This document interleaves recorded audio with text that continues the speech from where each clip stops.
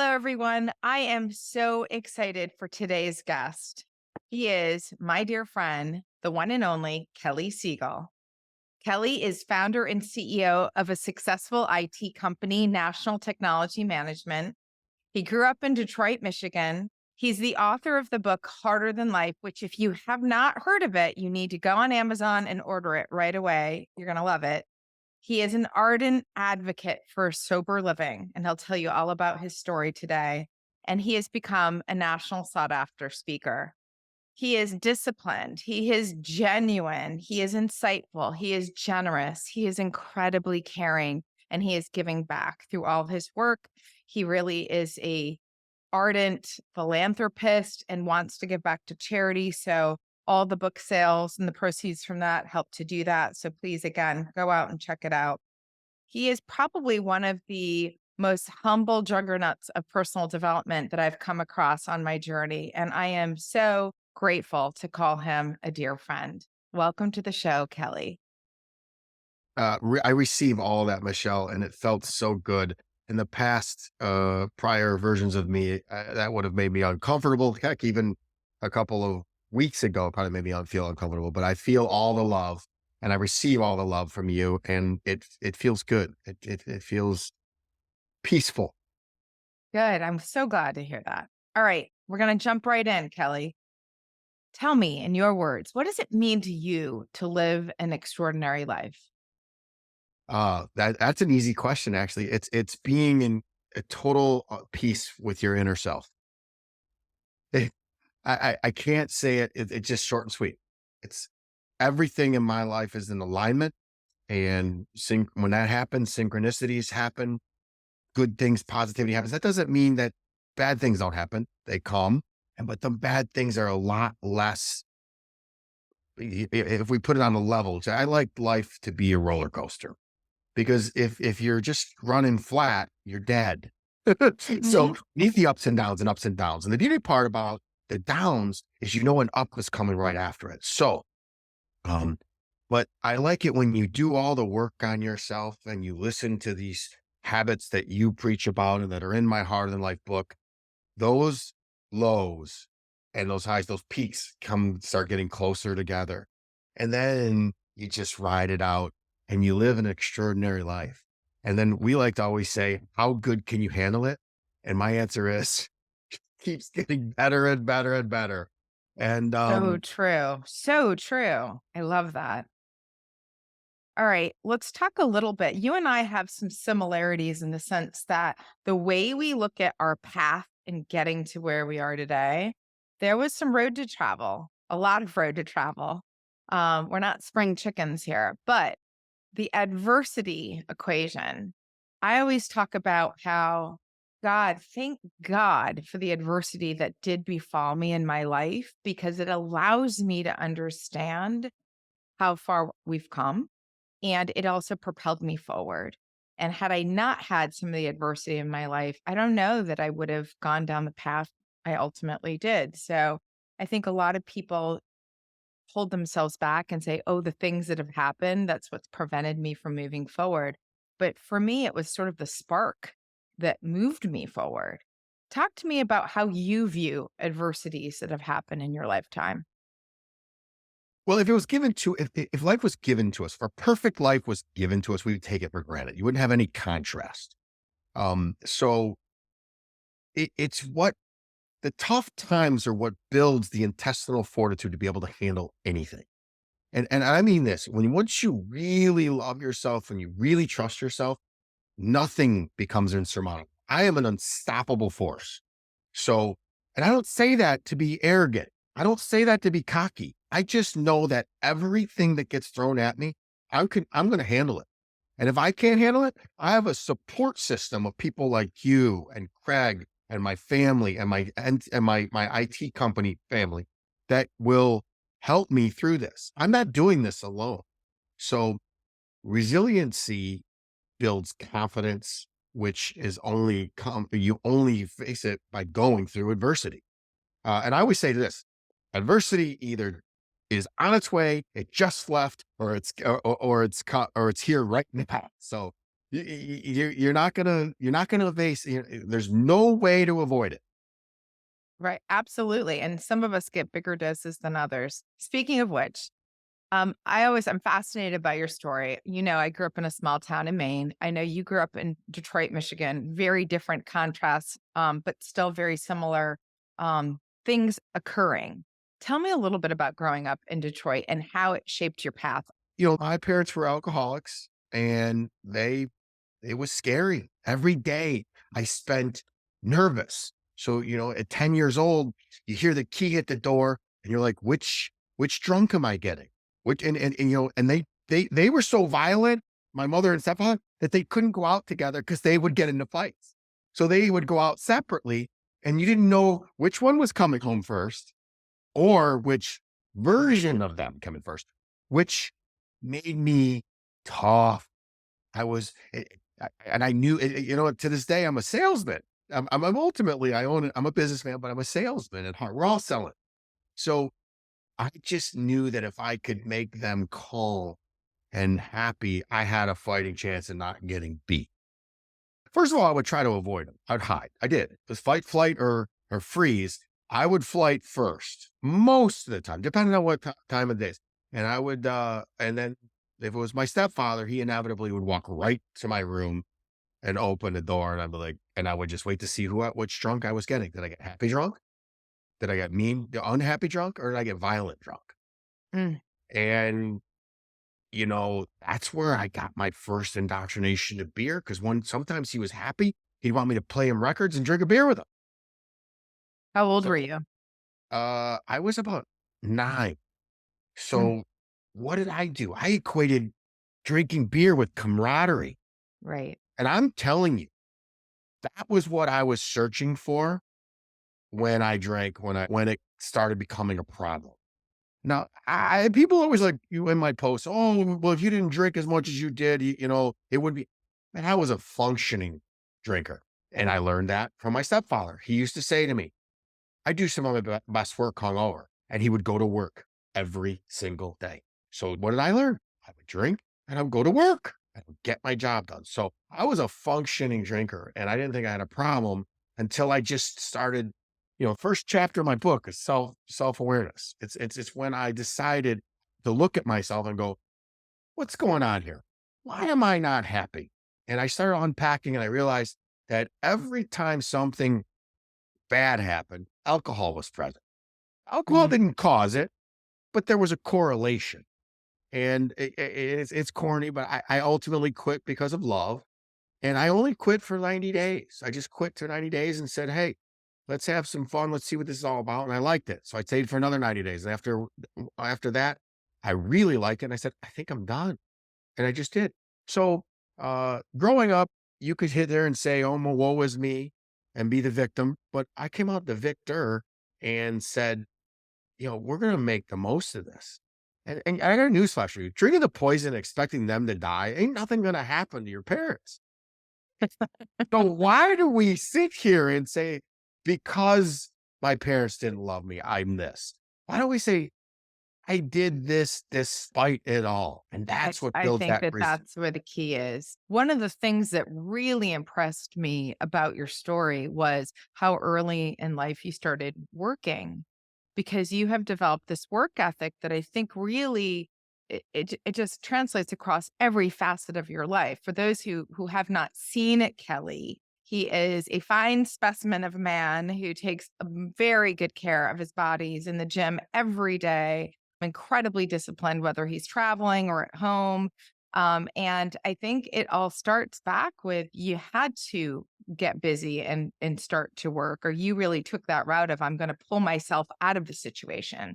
Tell us a little bit about that first job. I started a paper route, Yeah. and I lied and said I was 13 and said when I was 12. And I took over a paper route, and I doubled the subscribers right away. And I did that just so I could have food. It provided me enough money so I could go to the store and get food at night. So it was mere survival. And so everything happens for you. And that just kind of goes with me now. It's like, oh, work equals survival. So that is, survive and thrive. and I know no other way. What I love about your story, Kelly, is it really is a testament that, look, everybody goes through things. Everyone's story is a little different. Everybody's got different adversities and challenges, but you can come through that and it's either going to make you or break you, right? And you have a choice and you have allowed it to really mold you into the person you've become. You've taken the good. I know you had a journey to go on. Well, everything I'm going to say that it's like I tried it one way, so that's why people need to listen to me. That's why the Harder Than Life brand is taking off. Because I tried it the way everybody else did. I did. I said, "Okay, I can party and I can rip it up and I can have that chip on my shoulder and I can expect things to be different and be the victim and be the prey." And then when I flipped it on its head, it's funny, I actually surrendered and let life happen and stopped putting so much energy into negative things. And once you can prune the negativity out of your life, it fills it up like a vacuum with positive things. It's wild how fast it happens. For those people who may still be on the journey or the awakening, and maybe they haven't quite had their awakening moment, or as we call it, the I surrender moment, right? I can't do this anymore. Tell us a little bit about your I surrender point in time. What was it that all sort of brought you down to, no way, I can't do this anymore? Things have got to change. How old were you? What was going on? What were sort of the context of your life that sort of brought it into focus for you that things had to completely change? They really That's a tough question. I don't think there was one point. I can tell you when I started thinking about it, or when I turned 30. I said, "This is not sustainable." I'm a pretty smart guy. And I'm like, this kind of lifestyle is not sustainable. And then it kind of sunk in like, well, wait, am I really happy? And the answer was no, I wasn't. I didn't like the person in the mirror. I didn't pay attention. I wasn't present. I wasn't having fun. Sure, I was making a lot of money. I had a million party friends. On the outside, people look at me like, oh my God, I want to be that guy. Hated myself. I can look back and now that I fully love myself, I can look back and say, I was at war. And the person that was Internally. fighting was me. Yeah. Yeah. I mean, I remember looking at pictures. I mean, and Michelle, you would have liked it. You would have laughed at him, but you would have liked that, Kelly. Everybody liked him. I still kind and compassionate, but I thought that for me to be seen and heard, that I had to be loud and obnoxious and big and strong. And what that was doing was masking the intro that you gave me, the loving, kind, compassionate, um, giving person. He was always there. That was all. Everybody always said when the drinking got a little bit where that when weird it's ugly had a little more.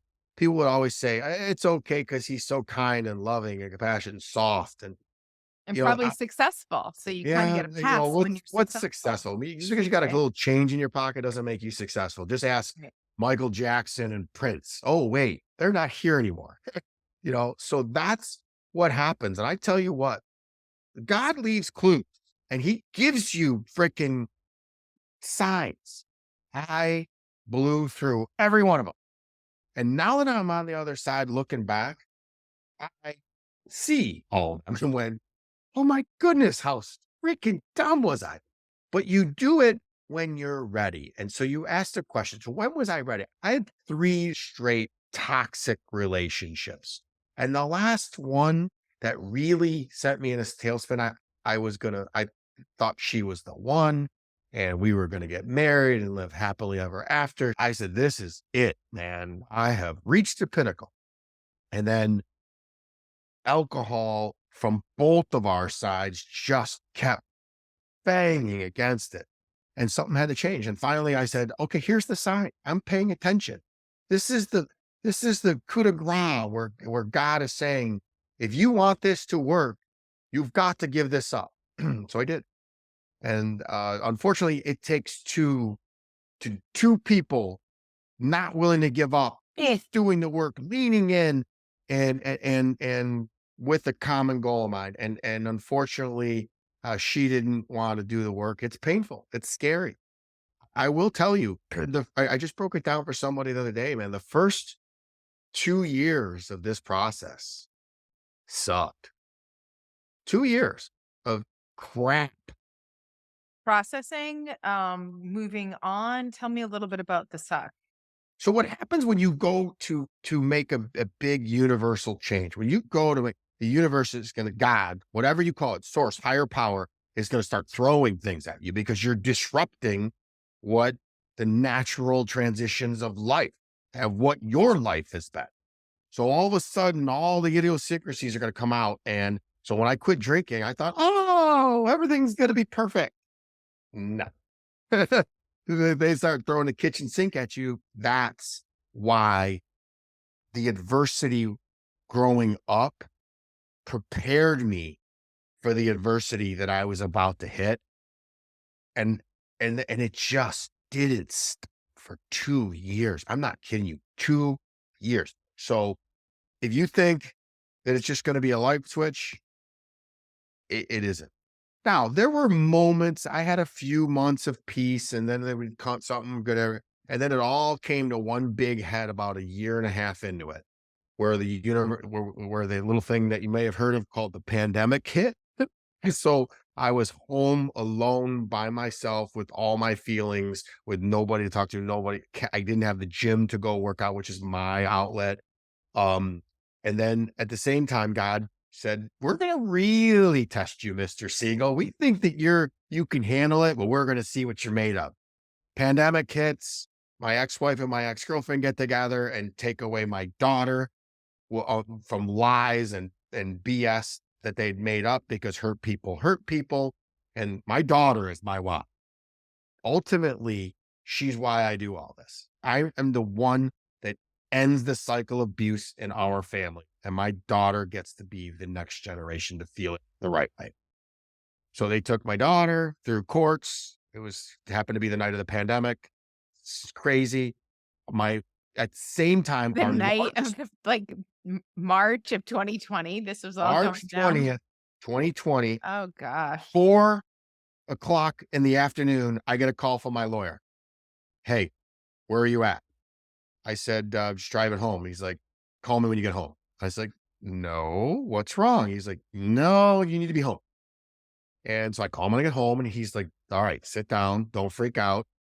You just lost custody of your daughter." Friday night, I'm supposed to get her on Sunday. And I'm like, "Well, what does that mean?" He's like, "It's all baloney.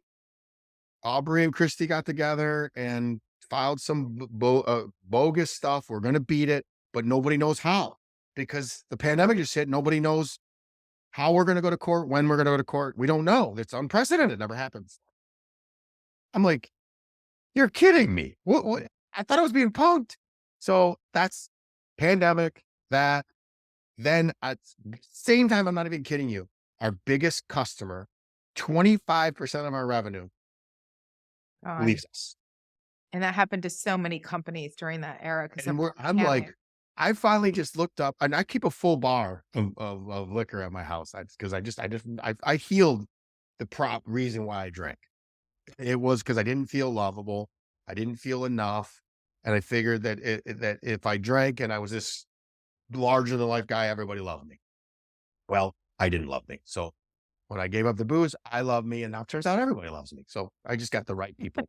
I got the right people. That was the short story of that. But and anyways, I looked at my booze and, I quit on my own. I didn't get a DUI. I didn't beat anybody up. I didn't get in trouble. I didn't hit rock bottom. So I quit. So I can start at any time. If I want to have one drink, have one drink. I just don't. So I looked over my scotch. I said, I could have one. But I knew if I took that drink, that scorched earth was about to happen because I would have been angry and I would have just ripped over to my ex-wife's house, guns waving, and got myself in trouble.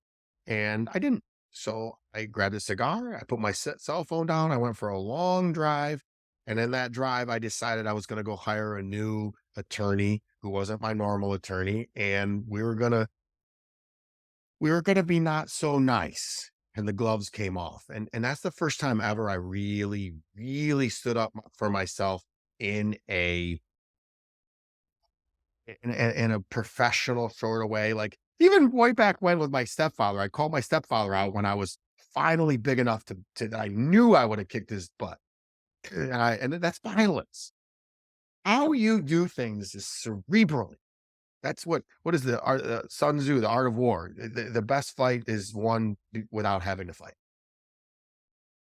So, needless to Tell me say, tell me about your ability to surrender in that moment, because we're talking about your child. You have remind me of your how old your daughter is and what her name is? she is 14 and her name is Ariana. And And at she's that time, she was 10. and I can only imagine, just kind of putting myself in your shoes to the extent I can, and thinking if someone took my son away, like, Well, it would Michelle, remember, I had abandonment issues. That's what, right. so what that was God saying, dude, we know you're a badass. I know I created you. You're a badass. You are the baddest man on the planet. Nothing's going to stop you. We're going to show you. Because I believe in you and I believed in me. And I just looked up at the sky and I said, can't be broken, cannot be broken. And showed it. And I made a list of everything I was going to do. And I slowly but surely started checking them off starting Monday morning, hired a new lawyer, got my daughter back by Wednesday. Um, Went to meet with my ex-wife and I said, that'll never happen again. We're now best friends. She watches my dog when I go out of town. Fight is over. War is over. Um, Built back my IT company, replenished that revenue with double the amount of revenue, with better revenue. Here's the best part about it, Michelle. That day is why I'm talking to you right now. Hear me out. When that happened, I said, what can I do to better myself? So I found podcasts. I dug into reading hard. I started meditating and just everything started aligning. And now we have the Heart of the Life brand launched. I wrote a book. I got a great podcast and I'm literally living my best life and it's going to continue to get better. I'm 47 years young. We'll use that. And I'm in the best shape of my life, both mentally and physically. And we're just begun. So by that day, seizing control, and I immediately hired an emotional coach and I worked over Zoom and I got the best piece of advice I could ever receive. And I want to share it with all your listeners. Oh, And please do. this was smack dab in the middle of fighting my ex-girlfriend and my ex-wife. And I'm talking, we had two fights going on. One was custody of my daughter and the other one was, A lot going on in that oh, there was so time. much. There was so much going on. And all I did every day is just wake up and execute. And slowly but surely, they say you put one foot in front of the other and eventually you'll walk a mile. So the piece of advice I got from this emotional coach, who's a dear friend of mine to this day, she said, assume positive intent from these women. I said, hurt people hurt people. They are trying to ruin me. How do I assume positive intent? And she said, they are trying to keep their existence going. It has nothing to do with you. It is all to do with them. And immediately it took away all their power. And I had compassion for them and Mm. understanding of where they were coming from. Even I didn't agree with it, but I understood it. And then months later, I did the same thing for my stepfather. I realized, oh my God, he quit drinking cold turkey when I was 14. I quit drinking cold turkey. And I said, man, he turned even meaner and nastier when he quit drinking. But I remembered, oh my God, what if he was experiencing the same feelings that I was experiencing, but he didn't have the coping skills and mechanisms and tools and people in his life and books and podcasts to fall back on. He just sat at home and had to sit. And I immediately started thinking, oh my goodness, I have so much compassion for him. Now, I don't forgive him.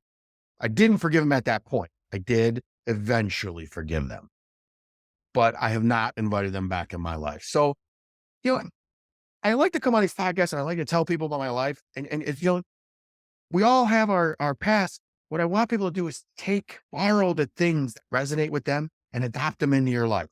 Listen, if you followed everything that I do every day, it may work for you, may not. I steal from everybody, from Rogan, from Aubrey Marcus, one of my favorite quotes is Memento Mori. I heard it on Aubrey Marcus's podcast. Memento Mori, we're all going to die. So that's the one inevitable. We're going to die. Why would I want to spend another minute being mad at my parents? Right. What does it get me? I love what you said. Great advice. Assume positive intent, but I also think it goes, you actually alluded to it. It's not about you. Never about it. Oftentimes, what's happening with somebody else, we think it's directed at us because it's impacting us in some way or another, but it isn't actually emanating from a place that's about you to begin with. It's about them. And when you can really see the world that way, that it is not about you, it is about what's happening with them, and just sort of let it go. It changes everything. So I'm going to show you another idiosyncrasy that happened during the pandemic. So Oh, I'm sitting on my porch. I'm listening to I'm reading a book, and it looks like this book, Don Miguel know it Ruiz's well. Four Agreements. So I have them all here. I got a huge bookshelf here you can't see, but I was reading a book and I'm like, why does this look familiar? And I'm sitting on my porch during the pandemic, nothing to do but read. And I get up and I walk into my thing and you see this as a sticky note on it? And I pull this out and I go, oh, what's this book? And this is a book that was given to me about 5 days into my sobriety by my then COO of National Technology Management. And he puts a note on it and says, Kelly, read this short chapter, Steve. And and I left it here. It's the chapter 7, Heaven on Earth, creating heaven on earth. And it's about your choices that you make to create your own reality. And if you make good choices, you can create heaven on earth. And I took this book when he did this, when he resigned right after I decided, we met, we did our year planning. And I said, hey, something I want to tell you. I'm quitting drinking for good. So you're going to see a lot more of me and we're going to win. And that was a Friday after New Year's. On Monday, I walked in and he resigned because he knew after he left, I figured out he was just, they literally, this is harsh, but I have a very dear friend who knows him too. They believe that they liked having me partying and out because I wasn't present and I wasn't focused and they didn't have to do their job. They weren't held accountable. So the second he knew he was going to be held accountable, he quit. Hands me this book. I feel abandoned. I said, I take it and just throw it on my bookshelf. A year and a half later, during the pandemic, pull this book out and it changes my life. And I've kept that sticky note to remind me of how low I was when I first read this book. I'd have read the book when Steve gave it to me, my COO, it wouldn't have registered. Now I live and die by these 4 agreements. Be impeccable with your word. Don't forget, it's not only to everybody else, it's most importantly to yourself. Keep your word to yourself. That's what builds resilience. That's what builds confidence. That's what builds trust. So be impeccable with your word. Always do your best, simple and easy. Never make assumptions. Mm. And what's the last one? Don't make assumptions and You always do your best. Don't take anything personally. don't think anything personal. Mm. Didn't we just say that? That's where I was going with this. Yeah. Don't take it. The two that I have the hardest, that always do your best and be impeccable with your word is always think that always. It's don't take anything personal. Don't make assumptions. I say those 2 things to myself 1,000 times a day. I got a newsflash. You said sometimes it's not about you. It's never about. Yep. Thoughts are magical eyes, Michelle. Our ego is meant to keep us safe. So it's telling you, this is the weirdest thing. Our ego is meant to keep us safe I'll use an analogy. We never had food in the house. So I would go steal food, or when I made money, I would actually go buy it. But whenever I'm hungry now at 47 years old, I am right back to that little kid who feels like he's going to die. It's insane. I have a pocket full of money. I have a huge pot full of money. I can go anywhere I want. I can have anything delivered. That is a magical lie that I'm trying to that I'm trying to adjust life to now. It's insanity. Talk to that. Say hi. I see you, little Kelly. All is well. We've ordered food. You're going to be fine. Now that's an easy, but ones that happen fast that you're limiting beliefs or you don't think you're good enough. You want me to go into ones about love, not feeling loved? I mean, I could do that all day long. I have become a master at intercepting those triggers right when they happen. And with less than 60 seconds, I can dissipate them. I will tell you, when you get farther down the learning journey, those triggers happen a lot less, but they Talk still to happen. me talk to me about spirituality in your life. We talked about surrender. Surrender means different things to different people. I for me, like my moment of surrender during what was an awakening moment in my life, not the only, but an important one, was a recognition that I had somehow taken into account this idea, a notion that it was all on me. I was running the show, so everything that was happening was good or bad was my fault and I was in control of. And the surrender for me was a recognition of, well, maybe you aren't the only one in control. Maybe there really is a higher power. And I grew up and then, a Catholic kid going to church on Sundays, but still the ego, when you are working hard and developing a life and building a life, you start to really believe yourself maybe too much, right? And for me, it was a surrender of you don't need to have everything figured out. There is a higher power here. There's a bigger force in the universe happening, and you're not aligned with it at all right now. Get with the program. How about for you? What does spirituality mean for you, and how did that tie into surrender, if it did at all? Well, I'm going to hijack your story. And those of those don't know it, I know it very well. And when you surrender, God sends you a sign, a path.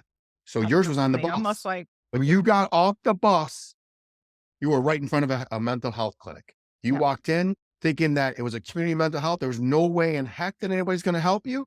And boom, it's a high powered executive who didn't freaking love life and went in to help people. It just, this the alignment just keeps happening. And all you have to do is surrender. So, what I've always believed that when I was drinking, I used to have this amazing tolerance. And I would say, I'm on a mission from God. And it was meant to party like there was no tomorrow, harder. And I used this term called Siegel. If you were going to party with me, you were more than likely going to pass out because I went hard. And that was called Siegeling you. And I was proud of it.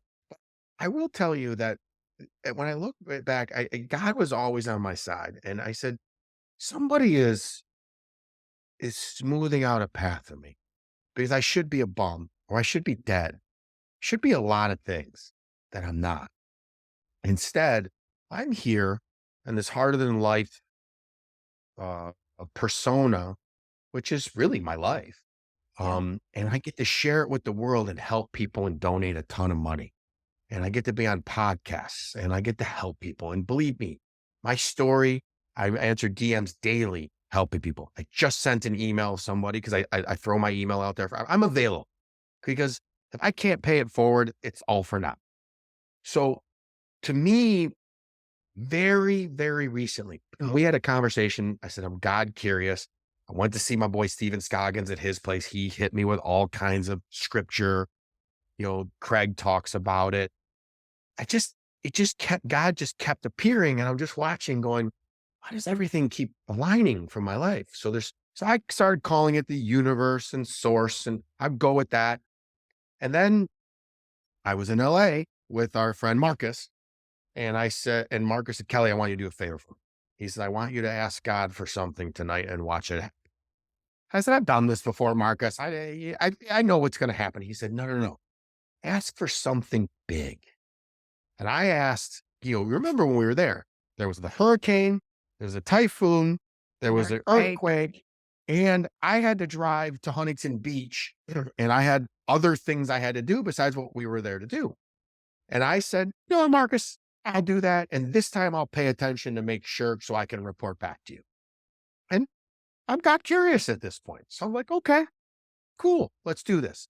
I said, God, if you're real, allow me to get to all of my commitments on time, safe, and back to my daughter without a hitch in my schedule.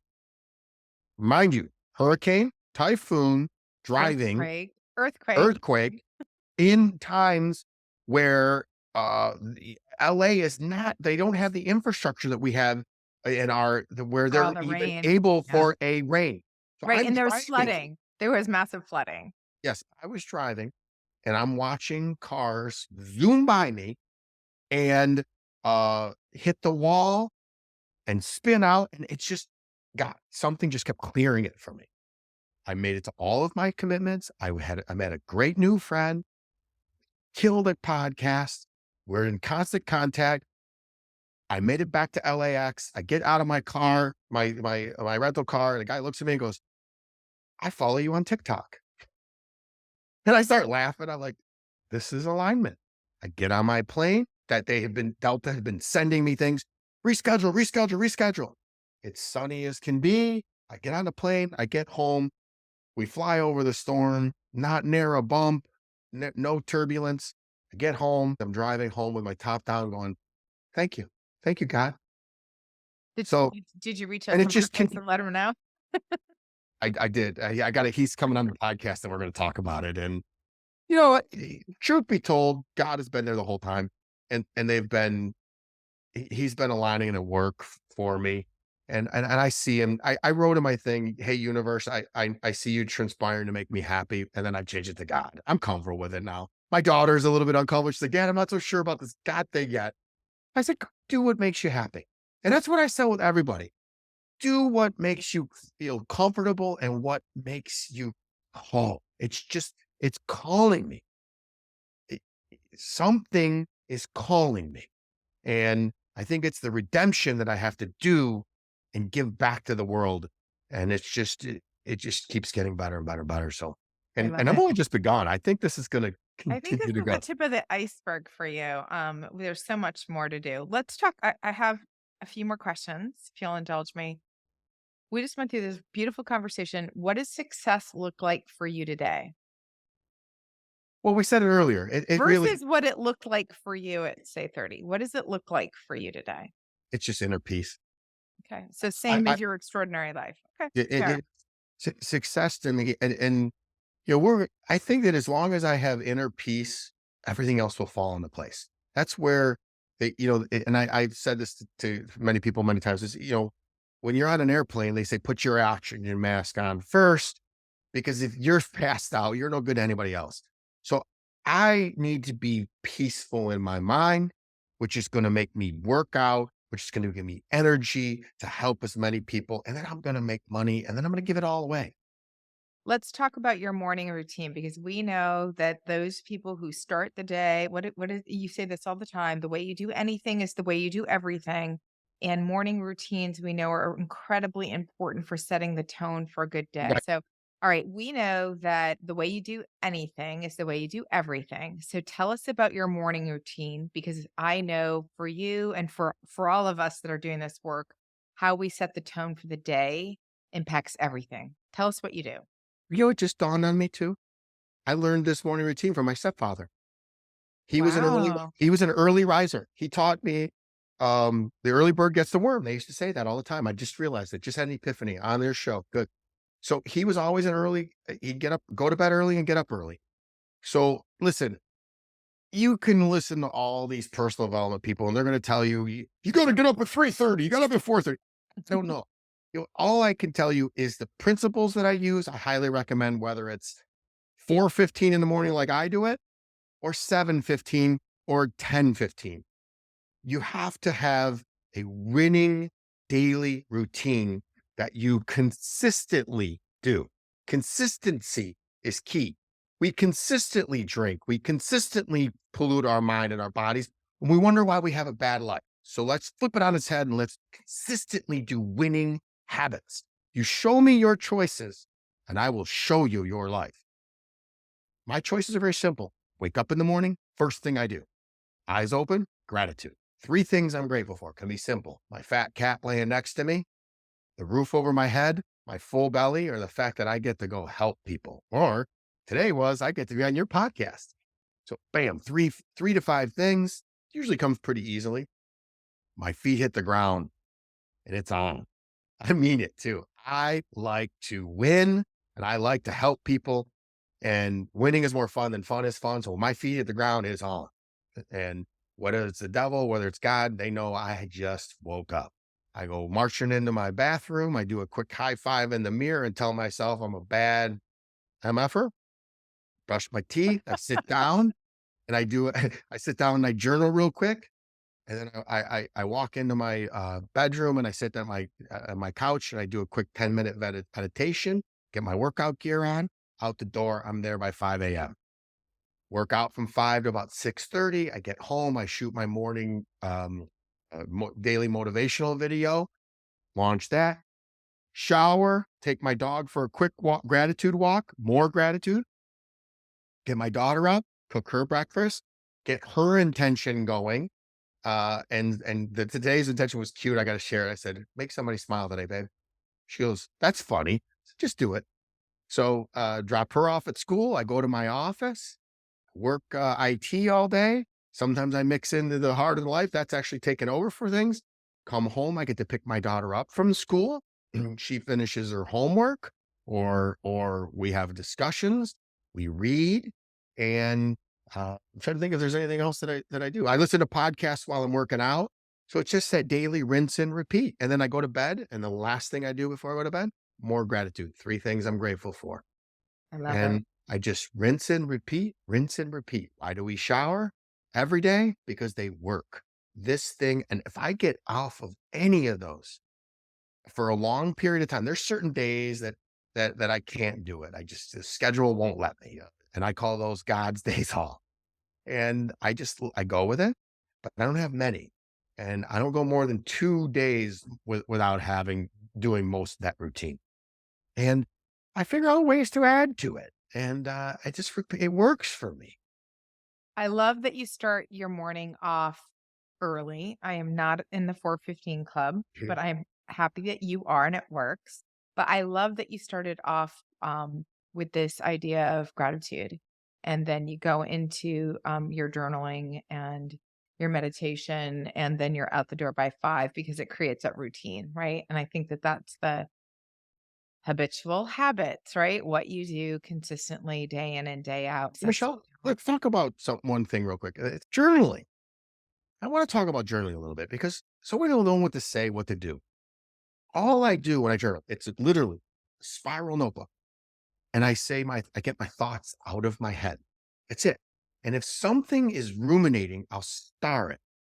And then I'll go back and look. And if there's ever a feeling or a reoccurring thing, I'll go back and find out what it is. And because I go to try to figure out my correlations, like if I have a same feeling over and over again, it's usually something that brought it on. I want to know what I was thinking, what I was doing in my life. So more than anything, though, journaling just gets out of your head and off.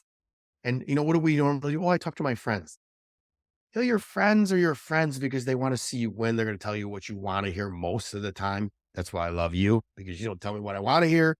You tell me what I need to hear, which I love, but I'm receptive to that. Most people aren't. So that's another piece of advice. Journal and then accept criticism. They ain't going to kill you.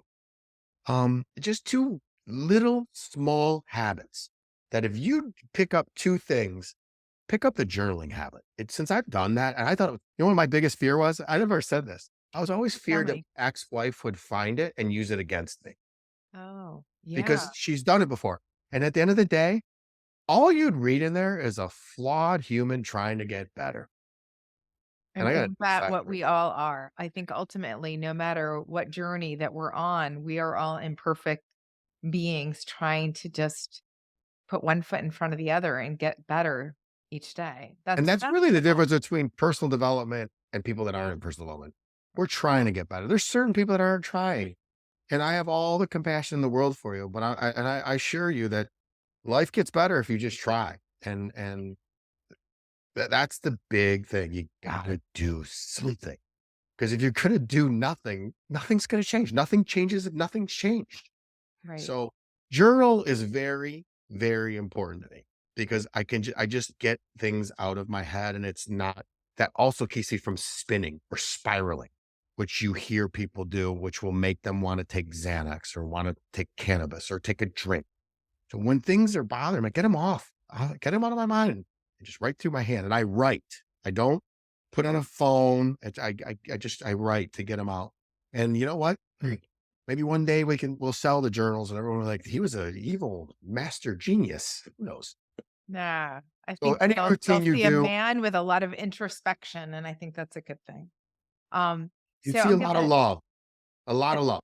I have all the love in the world. I have, you'll see me walking around. I think you saw me in LA doing it. I walk around, I tap my heart a lot.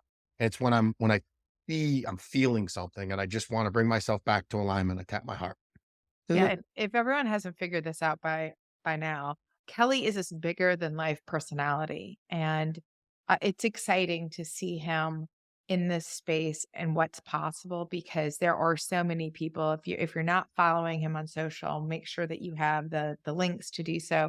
Um, you would probably not, if you knew us individually, think these two are going to be good friends because we're so different in lots of ways. But at the core of what really matters, we are a lot alike, and he is somebody that I, not only consider a close friend, but I admire for so many things, not just what he's overcome and what he's trying to do, but for his habits and his discipline and for his ability to be very introspective of himself and say, "You know what?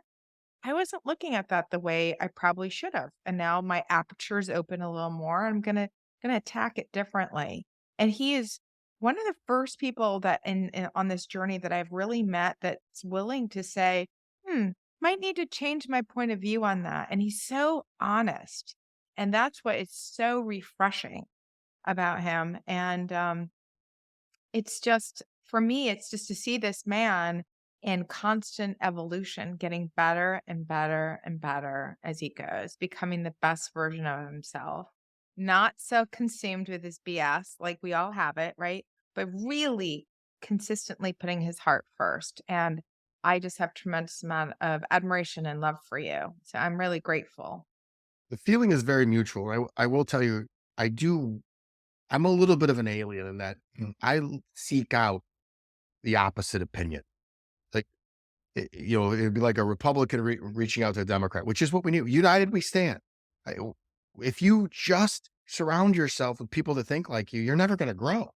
And that's kind of probably where the working out comes. I go and I put my muscles through strenuous activity to break them down and tear them down and make them uncomfortable and hurt. I like to go into situations, I read all different kinds of books. I listen to different podcasts. I don't want people to reaffirm what I already know. I Right. want to know what you're thinking because there's got to be something. There's got to be a reason why there's so many successful people that think differently than. Um. Plus, you always pick up, Brene Brown. I love Brene Brown. She's very intelligent.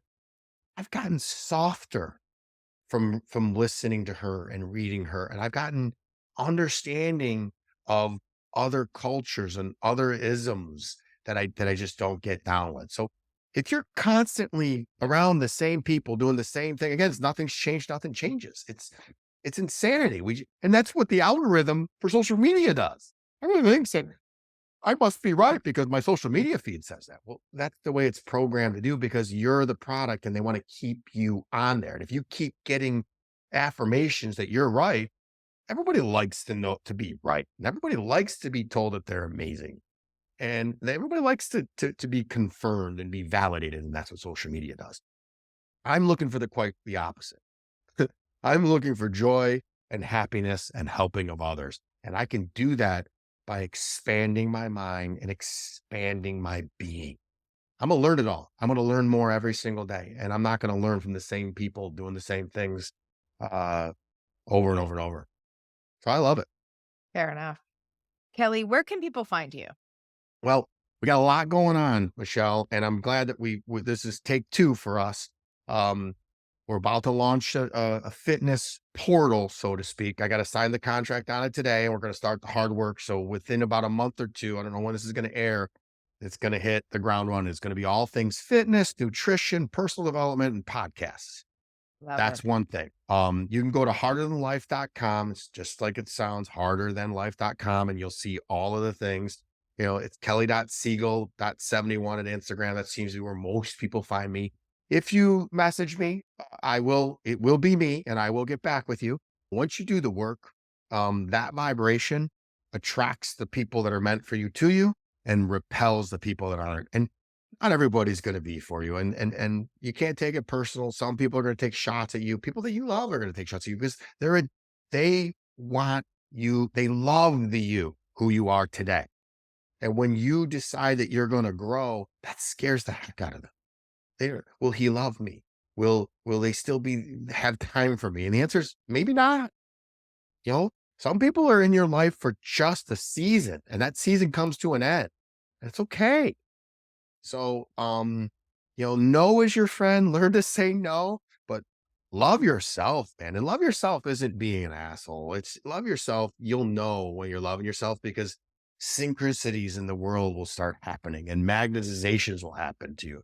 Well, there's a saying, and it's something that my grandmother taught me. And I had a very close relationship with my grandmother, but the saying goes, you start with how may I serve. And when you start with how may I serve, you're never without. Your cup is always going to be replenished. And so you start that day without whether or not you see it, you are showing up to help serve others. Well, the other thing too is you learn the discernment of who's for you and who's not for you. It's up to you to say no. Because if you're constantly pouring into somebody and they're constantly just taking, you got to love yourself enough to say enough to cut that off. And that's what I only bring that up because I see that a lot. People think, oh, I keep giving, I keep giving. That's the definition of a toxic relationship, whether it be romantic relationship, whether it be a business relationship, whether it be a friendship. If you constantly leave an interaction feeling drained, you need to look at that and say, this isn't a two-way street, or that's somebody that's an energy vampire that needs to be out of my life. And it's hard. I struggled with and after I healed, should I go back and form a relationship with my mother and my stepfather? And after lots and lots and lots of introspect, I said no. And I'm comfortable with it. I will see them at their funeral, and I will be at their funeral, and I will say my goodbyes there, but it just works for me. That's it. Let's talk real quickly about sober living, because I know this is something you're very adamant about. Um, I think you're like sort of at this time where it works. Everybody's looking at, in fact, if you haven't, I'm sure you know him. Doc Amen talks about there's no amount of alcohol that's actually good for you. Wait, who'd you say? Doc Amen. Oh, I thought you know who's big on it too is Andrew Huberman. Oh, really? Okay. Huberman's been all the studies about the cancers. I had no clue. The Uh, inflammation to the brain and the amount of brain fog from, I was shocked to read, 1 to 2 drinks a week can cause brain fog for 5 to 7 days after you drink. I had no idea because I'm not a real big drinker myself, but I do have wine occasionally with dinner, or I'll have a cocktail with a friend. But it's really more sporadic, but that really made me pause and say, well, wait a minute. I want clear mind and ability to function at my highest level all the time. I need to rethink this. And it's become easier. And you go out now, the amount of like mocktails on on any restaurant menu, and just the amount of people who are now embracing sober lifestyles. I think this has sort of like exploded in the last few years. I Tell me believe a in little bit about it for I you. believe in the next 10 years, people are going to look at drinking like they look at smoking cigarettes today. It's like, oh, you drink? That's disgusting. Now, some of that is due to cannabis, the legalization of marijuana. And I'm not going to hate that because I tell you what, if you're going to choose one or the other, I'd say choose the cannabis, choose weed, only because the collateral damage that comes with it is less. It doesn't distort the body, and the collateral damage of what it does to your family isn't as bad. However, I say sit in your shit, be the buffalo, go straight into that storm, and you'll see you'll get through it so much faster. and you'll build aforementioned resilience and get stronger because I got a newsflash for you. Life's going to get more difficult. So they're going to send more things at you. We got this thing called old age that we got to deal with. And so I have softened my sober living stance, meaning I started out 7 months ago when the Heart of the Life brand launched. And I said, you are an idiot if you drink and you're stupid. And I've kind of softened because there are people out there that can have one or two yourself. It is a perfect example. You can have a glass of wine and it doesn't spiral into 10.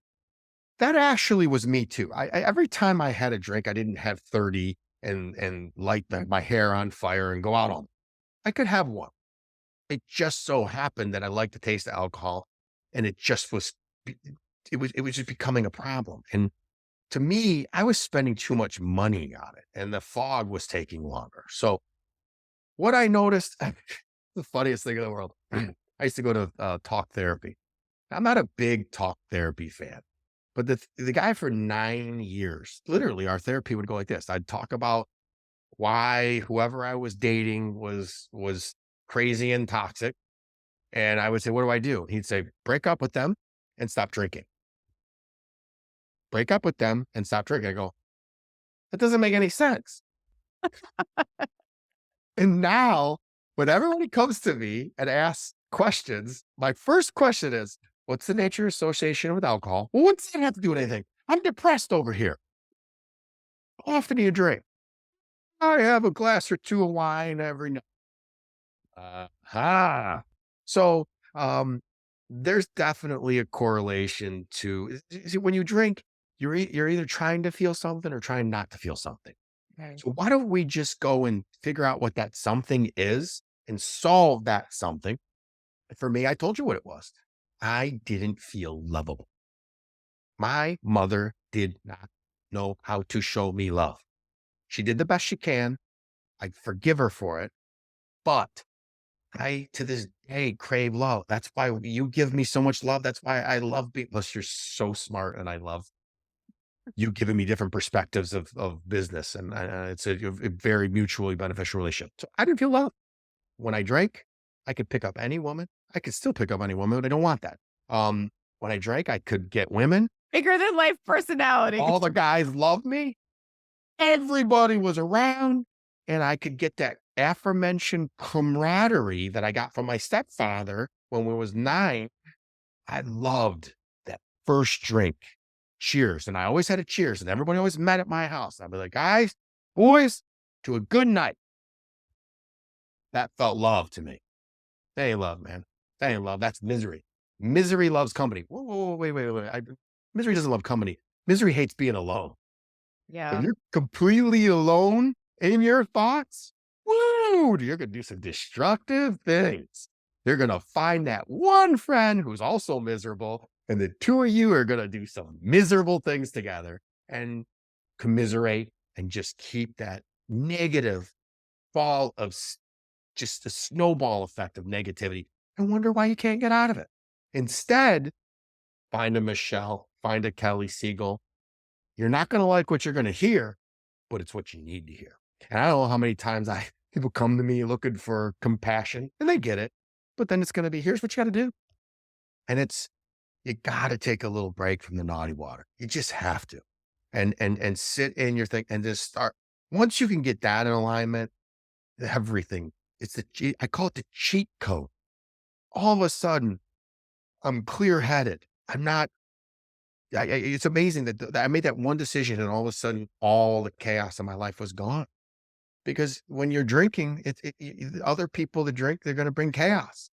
I drove some people I love home from a wedding on Friday, and I stayed late because I want to make sure they got home. And I listened to their conversation. I wish I would hit record. They said the same thing on repeat 4 times. Guys, it ain't cool, man. It ain't cool. You sound stupid. You look stupid. You act stupid. It does stupid things, and it ain't fun. And meanwhile, I was up in the morning at the gym, 6 o'clock in the morning, we're working out, and everybody else was just coming too. So if we're all things being equal and you drink, I'm gonna smoke you, man. I'm gonna smoke them. Now that's not the way I want to win. I want to beat you fair and square, which I will. but I've told you I was humble, right? I'd say it with all due respect. You know what? The win-win is the two of us winning, and we're going to. We've already started how we're going to collaborate and how we're going to move forward. But again, alcohol, even if you're having, I say 2 or more drinks a week. If you're having 1, by all means. Matter of fact, when I date women, I don't say you can't drink, but you gotta have 2 or less. You gotta be this tall to ride this ride. So, and I also like to see people just advancing themselves personally, professionally, and really grinding on it. So if you think you have an issue with alcohol, you probably do, unfortunately. The moment that and it's probably a little bit later, it's the people that deny it are the problems. Oh, and you always know too when they come to me, "Oh, Kelly's sober," or "Aren't you the guy that talks about being sober?" And then they go in, "Well, I don't drink, or I don't drink that much." I didn't ask you a single thing about you drinking, but I know right away. So, again, I believe that, it's a cheat code, and I believe that it's people are gonna get, less and less and less of it. But again, you want better fruit, heal the root. Ooh, I like that one. Yeah. Kelly, how long has it been? We're celebrating how many years of sobriety for you? At the end of this year, it'll be 5 years. So, and, Congratulations. I tell you one more thing, I'll leave you with a great story, is that every year I bought a house in Florida on the water with a boat, with a pool, and I bought it during the pandemic with my drinking money. And everything I used to piss away on drinking, I bought a house that is appreciated, and now I get to spend, rechargeable moments. There's times that I go so, intensely that I gotta go down there and recharge myself, but then my daughter gets to come with me, and we have these amazing bonding, connecting moments. And every New Year's I quit on New Year's Eve, 2019. So I guess I use 119, so it's, January 1st of 2019. So it'll be January 1st, 2024 will be 5 years. So I'll celebrate 5 years. And I did it stupid. I did it alone. I didn't do it alone, but I did it alone. I didn't Right. go to AA. I did it dumb. Don't do it my way. I'm an alien. I do things backwards, reverse, stupid, upside down, but I get it done. I get it done. Just win, baby. Results matter. So, I have to do things the hard way because I'm stubborn. Harder And than life, baby, right?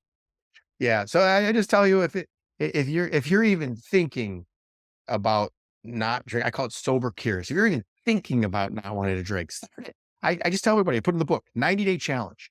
Take a 90-day challenge. And if on day 91 you don't feel the best you felt in forever, I'll give you your money back. I love it. I love it. All right, Kelly. What's coming up next for you? You have an app coming out, Yep. Is right? that an app? I call it a portal.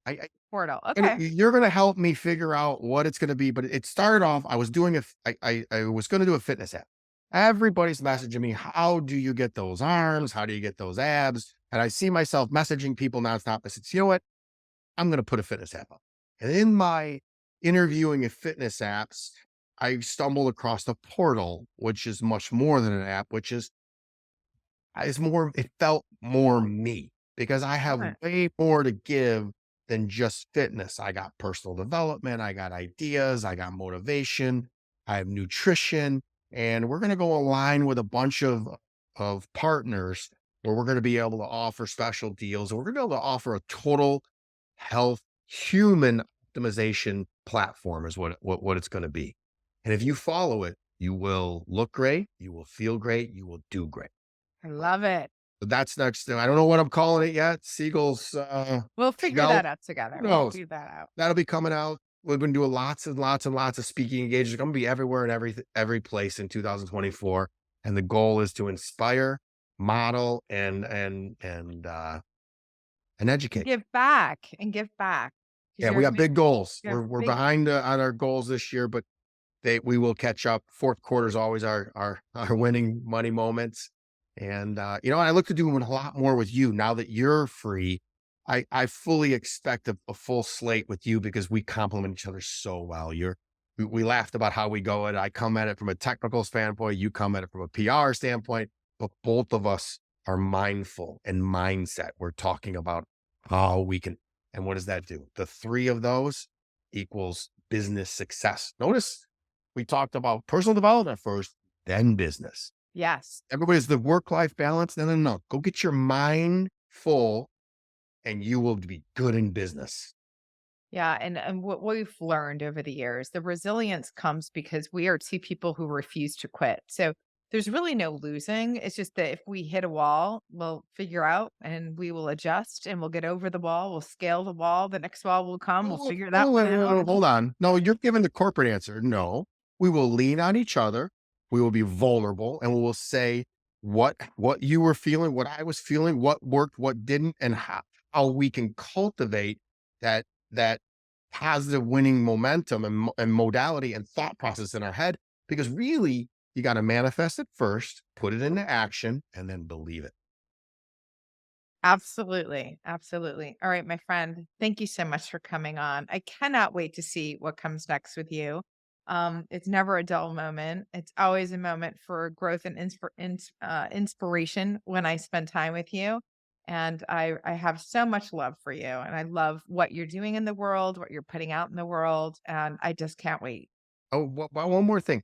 Make sure that that your listeners go to the Auto and Life podcast, available on Spotify and iTunes. I have some amazing guests that we've already recorded that you are Absolutely. gonna, whether it be a relationship advice, whether it be business advice. I got some crazy fun times that I've had. It's entertaining to say the least, and you're gonna learn something. So It thank really you for is. the It's a time. fantastic podcast, and we'll make sure we'll have the links in the show Thank you. notes. So, we'll be able to direct you You could to see Kelly. you on it. You were fabulous. Yeah, and come listen to our And conversation. by the way, we didn't even talk about that. You were going through one of the most difficult times. And it was, I said, what did I say? This too shall pass, and what comes next will be greater. And it was in Florida, 4th of July, and on the phone with you listening. That's love and that's support. And I would do it again and again and again for you because I love you dearly. Well, the feeling is absolutely mutual. Thank you so much for coming on and sharing with us your story, your journey, your aspirations, and all these exciting things that are coming up. Thank you.